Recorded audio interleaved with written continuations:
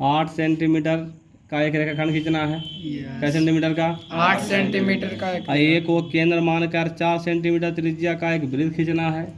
उसके बाद बी को केंद्र मानकर 3 सेंटीमीटर का एक दूसरा वृत्त खींचना है।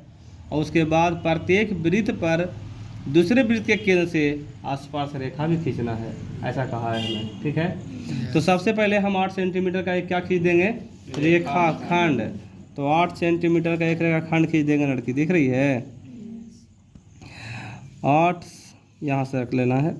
8 सेंटीमीटर कहाँ जा रहा है? यहाँ तक जा रहा है ना? यस। तो 8 सेंटीमीटर का खींच लो। देखिए 8 सेंटीमीटर का आ गया ना? यस। 8 सेंटीमीटर का हमने एक रेखाखंड खींच दिया। इसका नाम ए और बी लेना है। क्या लेना है? तो यहाँ इसका नाम लिया ए और इसका नाम लिया क्या? यहाँ तक तो कोई तकलीफ नहीं, यहाँ तक तो हमारा काम हो गया।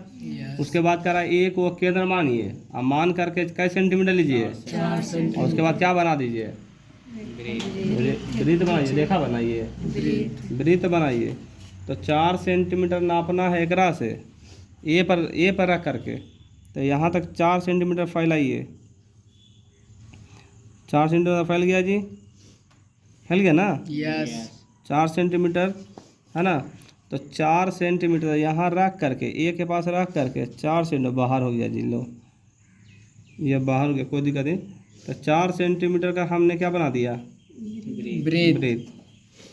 कोई दिक्कत नहीं। चलिए 4 सेंटीमीटर का हमने वृत्त बनाया किस बिंदु पर? ए बिंदु पर। क्योंकि ए को केंद्र मान के कहा था तो बना दिए। उसके कहा बाद बोला को जी बी को केंद्र मान का क्या सेंटीमीटर का? 3 सेंटीमीटर का। तो इस पर हमको 3 सेंटीमीटर का बनाना है वृत्त। ठीक ना? तो 3 सेंटीमीटर कर दिए ना जी? यस। उसके बाद यहाँ पे बी पर रखिए और घुमा दीजिए। कै सेंटीमीटर का बन गया? 3 सेंटीमीटर का वृत्त तो बना दिया हमने। यस। वृत्त बना दिया ना? आपको जी कहा है यहाँ तक भी हमारा काम हो गया कंप्लीट, है ना? उसके बाद करा प्रत्येक वृत्त पर, ई वृत्त पर भी और इस वृत्त पर भी, है ना? दूसरे वृत्त के केंद्र से, दूसरे वृत्त के केंद्र से अगर इस पर बना रहे हैं तो इस वृत्त के केंद्र से, अगर इस पर बना रहे हैं तो इस वृत्त के केंद्र से क्या खींचना है? स्पर्श रेखा।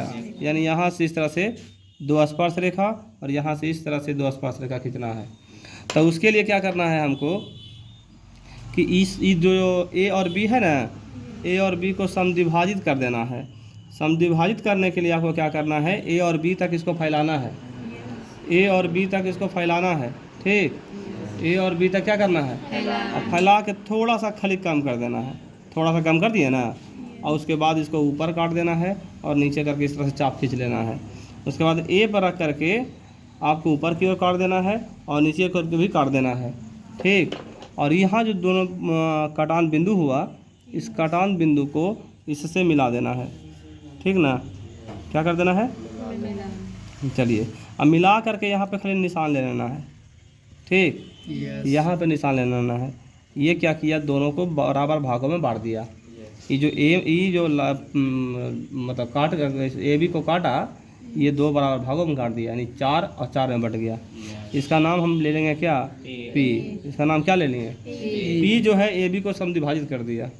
अब इस पी बिंदु से हम क्या करेंगे, है ना? एक रेखा वृत्त खींच देंगे। क्या खींच देंगे? वृत्त खींच देंगे। ठीक है, देखो इस तरह से खींच दिया ना जी? हाँ, यस। एक अन्य वृत्त खींच दिए, या ये वृत्त खींचा गया। और ये वृत्त क्या किया? जैसी बना तो वो ए केंद्र वाले वृत्त को यहाँ काट दिया और यहाँ काट दिया। इसका नाम हमने एम और एन ले लिया। और बी केंद्र वाले को इस बिंदु पर काट दिया और इस बिंदु पर काट दिया। इसका नाम हमने के और क्या ले लिया? उसके बाद में ई केंद्र से बोला था इसको स्पर्श रेखा खींचना, और ई केंद्र से इसको बोला था स्पर्श रेखा खींचने के लिए, है ना? तो हम क्या करेंगे? इस केंद्र से इसको मिलाएंगे। ठीक, समझ रही है? यस। यह देखिए इस